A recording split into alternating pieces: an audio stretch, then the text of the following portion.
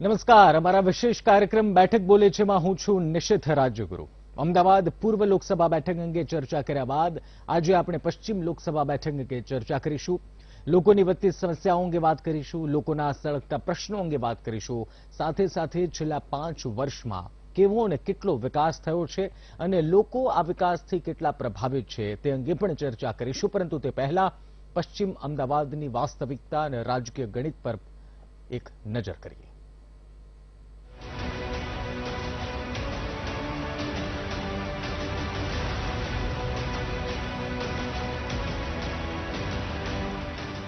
અમદાવાદ અંગ્રેજ શાસન દરમિયાનનું આધુનિક અને મોટું શહેર, એક સમયનું માન્ચેસ્ટર ઓફ ધ ઈસ્ટ તરીકે ઓળખાતું શહેર અને આજે દેશના 20 સ્માર્ટ સિટીમાંનું એક શહેર।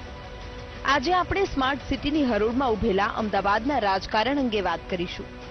પશ્ચિમ અમદાવાદની લોકસભા બેઠક અંગે વાત કરીશું, જે 2008માં નવા સીમાંકનમાં અસ્તિત્વમાં આવી। આ બેઠક અનુસૂચિત જાતિના ઉમેદવાર માટે અનામત બેઠક છે। 2009થી આ બેઠક પર ભાજપનો જ દબદબો છે। ભાજપના કિરીટ સોલંકી પશ્ચિમ બેઠક પરથી 2 વાર સાંસદ બન્યા છે। આ બેઠક સંપૂર્ણ રીતે શહેરી બેઠક છે અને અહીં હિન્દુત્વના મુદ્દાઓ હંમેશા ભાજપ માટે પ્રભાવશાળી રહ્યા છે, તો ઉમેદવાર કરતા પણ અહીં રાજકીય પક્ષ નિર્ણાયક રહે છે। મહત્વનું છે કે અમદાવાદ પશ્ચિમ બેઠક વર્ષોથી ભાજપનો ગઢ છે, પરંતુ આ વખતે ક્યાંક ને ક્યાંક જ્ઞાતિ સમીકરણોની અસર જોવા મળી શકે છે। ત્યારે સમીકરણની વાત કરીએ તો અહીં સૌથી વધુ દલિત મતદારો 16%, પટેલ મતદારો 15% જેટલા છે, જ્યારે મુસ્લિમ મતદારો 12%, બિન ગુજરાતી 8%, જૈન મતદારો 5%, બ્રાહ્મણ મતદારો 4% અને અન્ય સમાજના મતદારો 40% જેટલા છે। મહત્વનું છે કે અમદાવાદ પશ્ચિમ લોકસભા બેઠકમાં એલિસ બ્રિજ, અમરાઈવાડી, દરિયાપુર, ખાડિયા, મણિનગર, દાણીલીમડા અને અસારવા વિધાનસભા બેઠકોનો સમાવેશ થાય છે, જેમાંથી 4 બેઠક ભાજપ પાસે છે, જ્યારે બાકીની 3 બેઠકો પર કોંગ્રેસનો દબદબો છે। બીજી તરફ આ વખતે ભાજપ માટે અહીં લોકોની સમસ્યાઓ સૌથી મોટો પડકાર હશે। સ્થાનીય સમસ્યાઓ પર જો નજર કરવામાં આવે તો પશ્ચિમ અમદાવાદમાં અસંતુલિત વિકાસ થયો છે, જેના ટ્રાફિકની સમસ્યા સૌથી મોટો પ્રશ્ન બની ગયો છે। ચોમાસું આવતાની સાથે જ અનેક વિસ્તારોમાં પાણી ભરાવાના પ્રશ્નો પણ સામે આવે છે, તો શિક્ષણનું થતું વ્યાપારીકરણ અને દિન પ્રતિદિન ફીના નામે થતી લૂંટને લઈને પણ લોકોમાં રોષ છે। સરકાર કહે છે કે દરેકને ઘરનું ઘર હશે, પરંતુ ઘર લેવું કેમ? કારણ કે અહીં મકાનો પણ મોંઘા થયા છે, તેની સામે ગુણવત્તાસભર રોજગારીનો પ્રશ્ન પણ સૌથી મોટો છે। મોદી સાહેબ પકોડા તળવાનું તો કહે છે, પરંતુ અહીં બિચારા પકોડાવાળાની લારીઓ પણ કટકી બાજો તોડી નાખે છે। આવી તો અનેક સમસ્યાઓ અને પ્રશ્નો છે, જેને લઈને ક્યાંક ને ક્યાંક લોકોમાં રોષ જોવા મળી રહ્યો છે। જો કે તેમ છતાં અહીં સાંસદ કિરીટ સોલંકીનો દબદબો માનવામાં આવી રહ્યો છે, ત્યારે જ ભાજપે ફરી તેમના પર વિશ્વાસ મૂકતા તેમને ટિકિટ આપી છે, જ્યારે બીજી તરફ કોંગ્રેસે રાજુ પરમારને ટિકિટ આપી છે। બંને નેતાઓની અનુસૂચિત જાતિ પર સારી પકડ માનવામાં આવી રહી છે, ત્યારે જોવાનું એ રહે છે કે સ્માર્ટ સિટીની જનતા કોને પોતાના જનપ્રતિનિધિ તરીકે પસંદ કરે છે અને કોના નામના પરચમ લહેરાય છે। Bureau report, VTV news. Ahmedabad પશ્ચિમ આ બેઠક પર સૌની નજર છે। શહેરી વિસ્તાર પર વધારે આ શહેરી વિસ્તાર પર ઇન્ક્લુડ થતી આ એક લોકસભા બેઠક છે। એસસી માટે અનામત આ બેઠક છે અને એટલા માટે જ તે કિરીટ સોલંકી જે હાલ વર્તમાન સાંસદ છે તેમને તે ભાજપે રિપીટ કર્યા છે, સામે રાજુ પરમાર છે। બેઠક વિશે જાણવાનો પ્રયાસ કરીએ કે હકીકતમાં જે વિકાસ ઉપર ભારતીય જનતા પાર્ટી ચૂંટણી લડતું આવ્યું છે, તે વિકાસ નામની વસ્તુ કોઈ આ વિસ્તારમાં દેખાય છે? સમસ્યાઓ કેટલી છે? ચર્ચા કરવા માટે સ્ટુડિયોથી અમારા વરિષ્ઠ સંવાદદાતા પરેશ દવે જોડાયા છે અને ગૌતમ શ્રીમાળી અમારા સંવાદદાતા, બંને સંવાદદાતા અમારી સાથે જોડાયા છે। પરેશ, પહેલા આપની પાસે જાણવા માંગીશું કે કાલે આપણે પૂર્વ બેઠકની ચર્ચા કરી, જે સામાન્ય રીતે એક સેલિબ્રિટી બેઠક ગણાય છે, જ્યાં હરીન પાઠક બાદ પરેશ રાવલને હવે હસમુખ પટેલને ટિકિટ આપવામાં આવી છે। હવે પશ્ચિમ બેઠકની આજે આપણે ચર્ચા કરવાની છે। કઈ રીતે આ બેઠકને આપ જોઈ રહ્યા છો? કેટલું પ્રભુત્વ ધરાવતી આ બેઠક છે અને શું સમીકરણો રચાઈ રહ્યા છે ઇલેક્શન પહેલાના? અમદાવાદ પશ્ચિમ એટલે ગુજરાતના દૃષ્ટિકોણથી જોવા જઈએ તો આ 100% શહેરી બેઠક છે। નામ અમદાવાદ પશ્ચિમ છે, પણ અમદાવાદ પશ્ચિમની માત્ર એલિસ બ્રિજ બેઠક જ વિધાનસભા બેઠક આ લોકસભા બેઠકમાં છે। બાકીની 6 બેઠકો છે એ પૂર્વ અમદાવાદની વિધાનસભા બેઠક છે। બીજી રીતના જોઈએ તો 2008ના નવા સીમાંકન બાદ આ બેઠક અસ્તિત્વમાં આવી છે. ભાજપે 2009, 2014 અને 2019 માટે ડોક્ટર કિરીટ સોલંકીને મેદાને ઉતાર્યા છે, જ્યારે કોંગ્રેસ પાસે 3 ચૂંટણીમાં અલગ અલગ ઉતાર્યા. એટલે કોંગ્રેસ છેલ્લા લગભગ 15 વર્ષથી આ બેઠક પોતાનો કોઈ એક નેતા ને એસ્ટાબ્લિશ નથી કરી શકી, જેના કારણે કોંગ્રેસને સતત એનું ધોવાણ થાય છે. 2009માં કિરીટ સોલંકીની સામે શૈલેષ પરમારને ઉતાર્યા હતા, 91,000 મતે ડોક્ટર કિરીટ સોલંકી જીત્યા હતા. 2014માં માત્ર ને માત્ર નરેન્દ્ર મોદી વેવના કારણે 3,20,000 મતથી ડોક્ટર કિરીટ સોલંકી જીત્યા હતા. 2019માં પણ કોંગ્રેસે બહુ અસમંજસ હતું અને છેલ્લે એમને રાજુ પરમાર, જે રાજ્યસભાના સાંસદ છે, રહી ચૂક્યા છે, અને એમને ડોક્ટર કિરીટ સોલંકી સામે ઉતાર્યા. અને ભાજપે ડોક્ટર કિરીટ સોલંકીને સંસદનો એવોર્ડ મળ્યો છે. આપણા વીટીવીના જે સાંસદનું સર્વે છે એમાં એમને લોકસંપર્કને લીધે ઓછા, પણ આમ 6 માર્ક એમને મળ્યા છે. આ બેઠકની બીજી વિશેષતા એ છે કે અમદાવાદ પશ્ચિમમાં અમદાવાદ મ્યુનિસિપલ કોર્પોરેશનનું કામ બહુ મહત્વનું રહ્યું છે. ભાજપનું સંગઠન એ જેને કહેવાય કે વેલ મેનેજ રહ્યું છે. અને આ લોકસભા બેઠક ઉપર વિધાનસભાને ધ્યાનમાં રાખીને જોવા જઈએ તો 7માંથી 4 ભાજપ પાસે છે અને 3 કોંગ્રેસ પાસે 2017માં છે, જેમાં 2 બેઠકો મુસ્લિમ ઉમેદવારો જીત્યા છે વિધાનસભામાં અને 1 દલિત ઉમેદવાર જીત્યા છે. આ બેઠક ઉપર સામાન્ય રીતના શહેરી બેઠકો ઉપર જ્ઞાતિ અને જ્ઞાતિ સમીકરણ નથી ચાલતા, પણ અમદાવાદ પશ્ચિમની બેઠક એવી છે કે જેમાં જ્ઞાતિ સમીકરણો બહુ મહત્વના છે. પરપ્રાંતિયોના મત છે, જે જ્ઞાતિઓ છે એના મતોનું બહુ મહત્વ છે. એની સાથે એક મતોનું હિન્દુ મુસ્લિમમાં ધ્રુવીકરણને લીધે ભાજપને આ બેઠક ઉપર બહુ મોટો ફાયદો થાય છે. બિલકુલ, ગૌતમ આપણી સાથે જોડાયેલા છે. ગૌતમ, સવાલ એ થઈ રહ્યો છે કે આમ તો 100% શહેરી બેઠક છે આ, અને પ્રચાર પ્રસાર પણ શરૂ થઈ ચૂક્યા છે. ઊંડાણપૂર્વક રાજનીતિ અથવા તો સમીકરણ અથવા તો જ્ઞાતિ સમીકરણ કે વિધાનસભા પ્રમાણે લોકસભા બેઠકનું આપણે આકલન કરીએ તે પહેલા આપની પાસે જાણવા માંગીશું, માહોલ કેવો અમદાવાદ પશ્ચિમમાં બન્યો છે? ગ્રાઉન્ડ ઝીરો પર આપ અનેક વખત પશ્ચિમ વિસ્તારમાંથી આપ રિપોર્ટિંગ કરો છો. કેવો માહોલ બન્યો છે? પ્રચાર પ્રસાર કેવા થઈ રહ્યા છે? કારણ કે કિરીટ સોલંકીએ તો નામાંકન ભર્યું, એના ત્રીજા દિવસે પ્રચાર પ્રસાર શરૂ થઈ ચૂક્યો છે, તો કેવો માહોલ પશ્ચિમમાં જોવા મળી રહ્યો છે?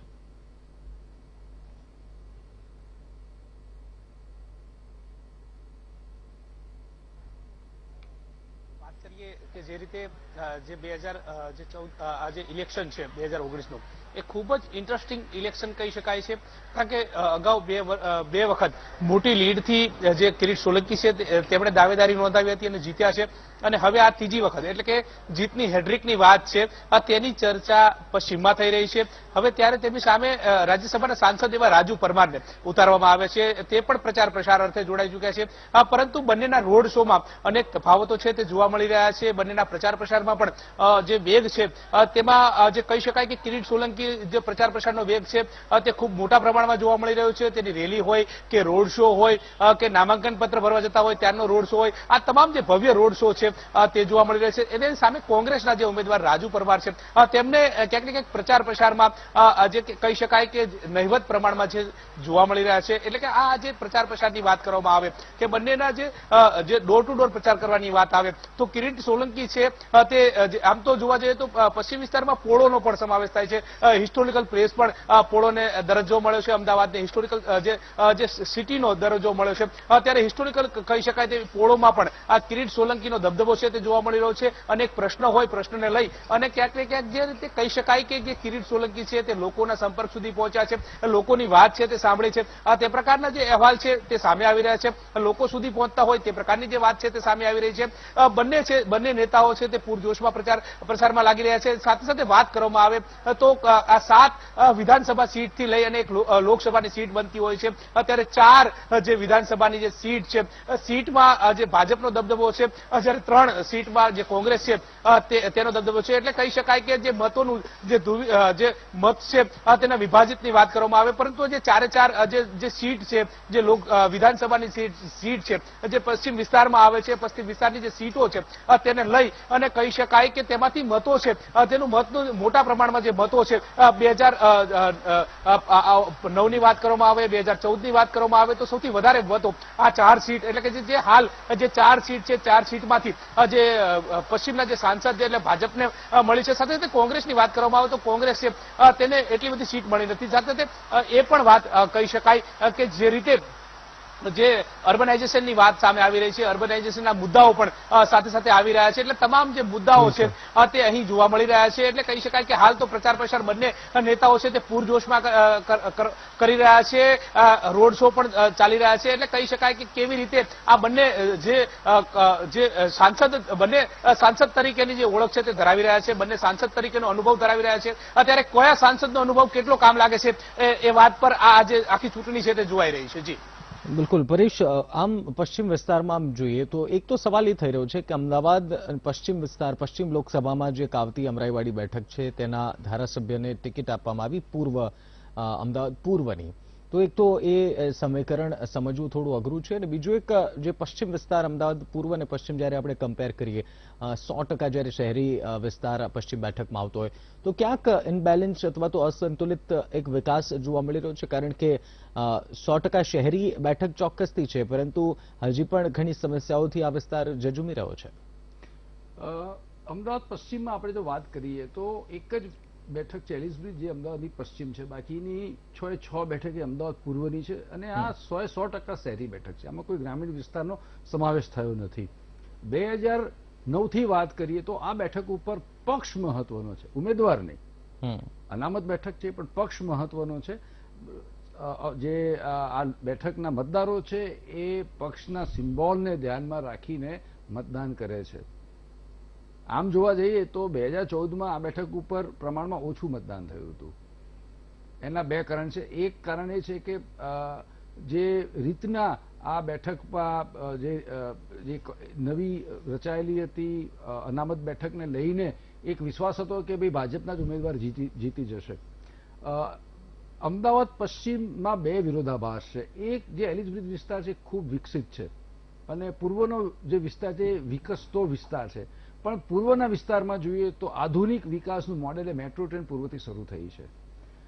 વીએસ હોસ્પિટલનું ઉદ્ઘાટન કર્યું, મોટી વીએસ હોસ્પિટલ કરી, ફ્લાયઓવર્સ બંધાયા. એટલે આમ જોવા જઈએ તો વિકાસ, અસંતુલિત વિકાસને ક્યાંક સંતુલિત વિકાસ કરવાના સાંસદના પ્રયત્ન રહ્યા છે.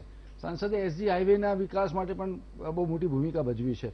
પણ ઓવરઓલ આપણે જોઈએ તો 2019માં ભાજપ માટે આ બેઠકના ચાન્સીસ વધારે છે. કેમ કે કોંગ્રેસ ક્યાંક ને ક્યાંક આ બેઠકમાં ત્રીજી ચૂંટણીમાં આવે છે કે ભાજપના એક જ ઉમેદવાર રહ્યા છે, કોંગ્રેસના દરેક ચૂંટણીમાં નવા ઉમેદવાર રહ્યા છે. એટલે એક પ્રકારનો રેપો નથી બંધાયો, એક પ્રકારનું વ્યવસ્થા તંત્ર નથી ગોઠવાયું, એક પ્રકારનું જે ચૂંટણી વ્યૂહ છે એ નથી ગોઠવાયો.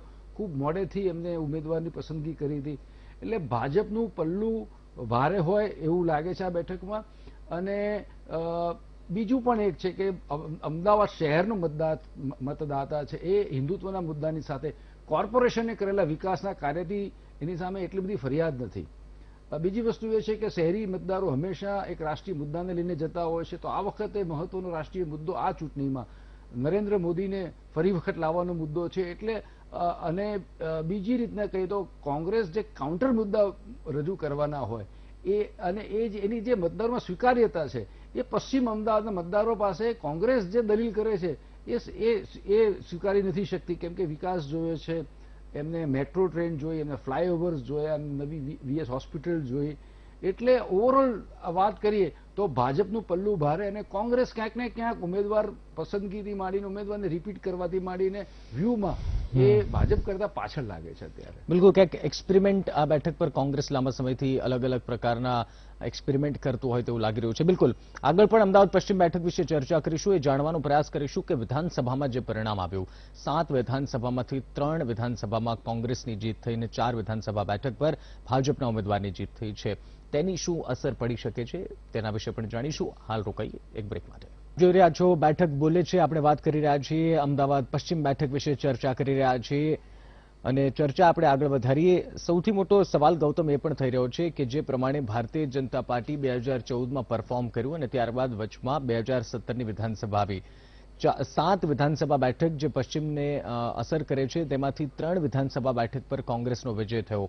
લાગી રહ્યું છે કે આ એક ફેક્ટર પણ કોંગ્રેસના ફેવરમાં રહેશે અથવા તો એનો લાભ કોંગ્રેસને લોકસભા ઇલેક્શનમાં મળી શકે છે.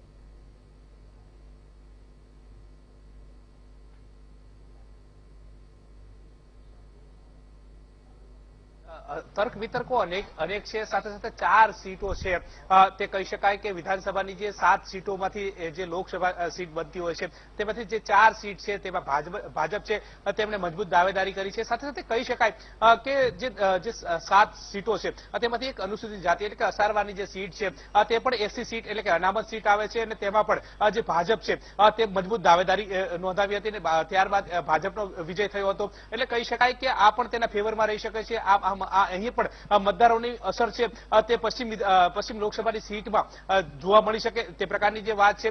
એટલે કે કહી શકાય અને સાથે સાથે કહી શકાય કે એ જ રીતે જ્યારે જે 3 સીટો છે તેમાંથી પણ એક સીટ છે તે કોંગ્રેસ પાસે પણ છે. એટલે કે આ તમામ જે વસ્તુ છે તેને જોતા અનેક જે વાત છે તે સામે આવી રહી છે. પરંતુ વાત જ્યારે જે આવે છે ત્યારે નરેન્દ્ર મોદી ફરી પીએમ બને તે પ્રકારની જે વાત છે તેને લઈને ઓલ ઓવર જે મુદ્દા છે તે જોવામાં આવી રહ્યા છે. વિકાસની વાત કરવામાં આવે તો વિકાસની વાતને લઈને અનેક મુદ્દાઓની જે ચર્ચા થતી હોય છે. એટલે કે ક્યાંક ને ક્યાંક જે અમદાવાદનું નામ કર્ણાવતી છે તે મુદ્દો પણ જે વિધાનસભાની જે ચૂંટણી હતી તેમાં જોવા મળ્યો હતો. સાથે સાથે અત્યારે હાલ જે રામ મંદિરનો મુદ્દો છે તે લોકસભાની ચૂંટણીમાં છે તે જોવા મળ્યો હતો. પરંતુ આ તમામ જે મુદ્દા છે સાથે સાથે એ પણ જોવા મળ્યો હતો કે વિકાસ ગાંડો થયો છે આ મુદ્દો પણ આ ચૂંટણીમાં જે જોવા મળ્યો હતો વિધાનસભાની ચૂંટણીમાં અત્યારે પણ આ જે જોવા મળ્યો છે. સાથે સાથે યોજનાઓ જોવા મળે યોજનાની જે વાત કરવામાં આવે તો યોજનાઓનો પ્રચાર પ્રસાર છે તે પણ કરવામાં આવી રહ્યો છે. આ તમામ જે મુદ્દાઓ છે તે પશ્ચિમ બેઠક પર જોવા મળે છે.